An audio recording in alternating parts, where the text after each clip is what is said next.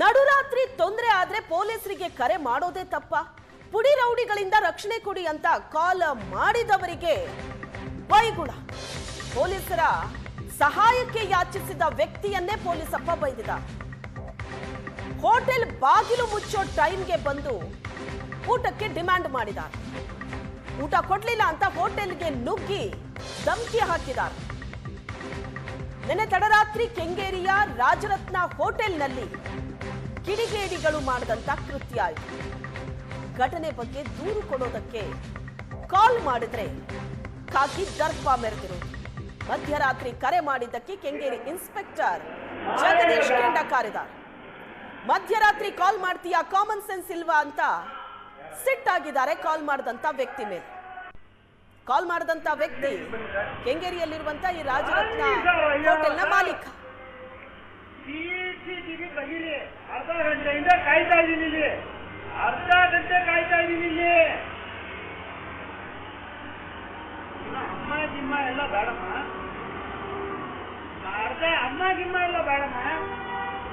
ನೀವು ಊಟ ಇಲ್ಲ ಅಂತ ಹೇಳಿದ್ರೆ ನಾನು ಸೈಡ್ ಹೋಗ್ತಾ ಇದ್ದೀನಮ್ಮ. ಊಟ ಇಲ್ಲ ಅಂದ್ರೆ ಡೈರೆಕ್ಟ್ ಆಗಿ ಹೋಗ್ತಿದ್ದೀನಮ್ಮ. ಬನ್ನಿ ಸರ್, ಇಲ್ಲೇ ಇದ್ದೀನಿ, ಬನ್ನಿ ಸರ್.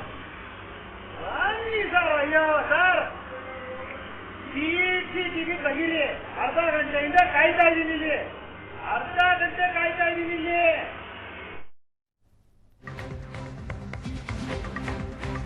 ನಿನ್ನೆ ರಾತ್ರಿ ಕೆಂಗೇರಿಯ ರಾಜರತ್ನ ಹೋಟೆಲ್ಗೆ ಕಿಡಿಗೇಡಿಗಳು ನುಗ್ಗಿದ್ರು. ರಾತ್ರಿ 11:30ಕ್ಕೆ ಹೋಟೆಲ್ಗೆ ಬೀಗ ಹಾಕೋ ವೇಳೆ ಊಟಕ್ಕೆ ಡಿಮ್ಯಾಂಡ್ ಮಾಡಿದ್ದಾರೆ. ಊಟ ಕೊಟ್ಟಿಲ್ಲ ಅಂದ್ರೆ ಹೋಟೆಲ್ಗೆ ಬೆಂಕಿ ಹಚ್ತೀವಿ ಅಂತ ಧಮಕಿ ಹಾಕಿದ್ದಾರೆ. ಈ ಸಂಬಂಧ 112ಗೆ ಹೋಟೆಲ್ನ ಮಾಲೀಕ ಮಧುಕಿರಣ್ ಕಾಲ್ ಮಾಡಿದ್ದಾರೆ.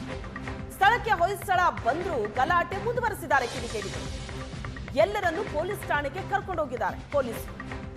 ನಂತರ ಕೆಂಗೇರಿ ಠಾಣೆಗೆ ದೂರು ಕೊಡೋದಕ್ಕೆ ಮುಂದಾಗಿದ್ದಾರೆ ಹೋಟೆಲ್ ಮಾಲೀಕ ಮಧುಕಿರಣ್.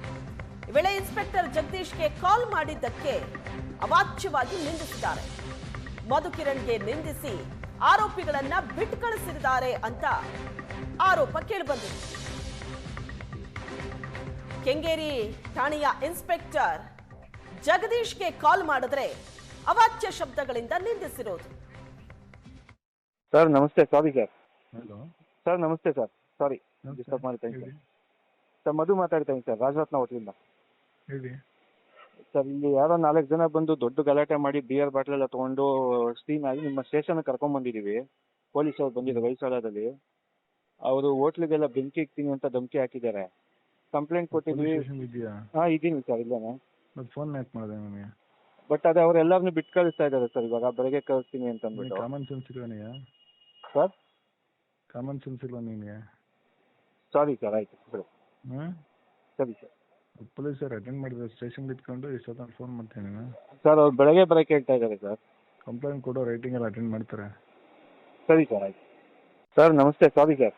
ಒಂದು 10 ತಿಂಗಳಾಯಿತು ಹೋಟ್ಲು ತೊಗೊಂಡು ನಾನು.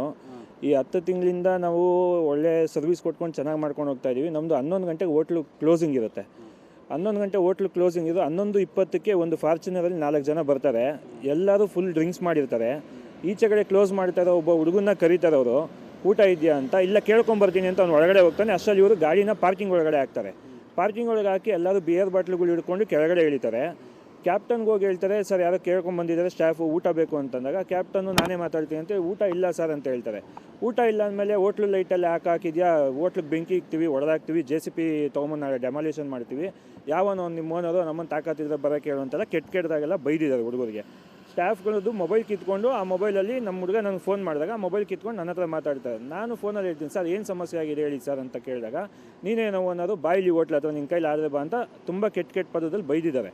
ನಾನು ಹೋಟ್ಲ ಹತ್ರ ಬರೋದಕ್ಕಿಂತ ಮುಂಚೆ 112ಗೆ ಕಾಲ್ ಮಾಡ್ತೀನಿ. 3 ರಿಂದ 4 ಸಲ ಕಾಲ್ ಮಾಡಿದ್ರು ಫೋನ್ ಕ್ಯಾಚ್ ಆಗಲ್ಲ. 112ಗೆ ಕಾಲ್ ಮಾಡಿದಾಗ ನಾನೇನು ಮಾಡ್ತೀನಿ, ಕೆಂಗೇರಿ ಸ್ಟೇಷನಲ್ಲಿ ಯಾರಿದ್ದಾರೆ ಅವ್ರಿಗೆ ಫೋನ್ ಮಾಡಿಬಿಟ್ಟು ಹಿಂಗಾಗಿದೆ ಅಂದಾಗ ಅವ್ರು ಇಮಿಡಿಯೇಟ್ ಹೊಯ್ಸಳ ಕಳಿಸ್ಕೊಡ್ತಾರೆ. ನಾನು ಗಾಡಿ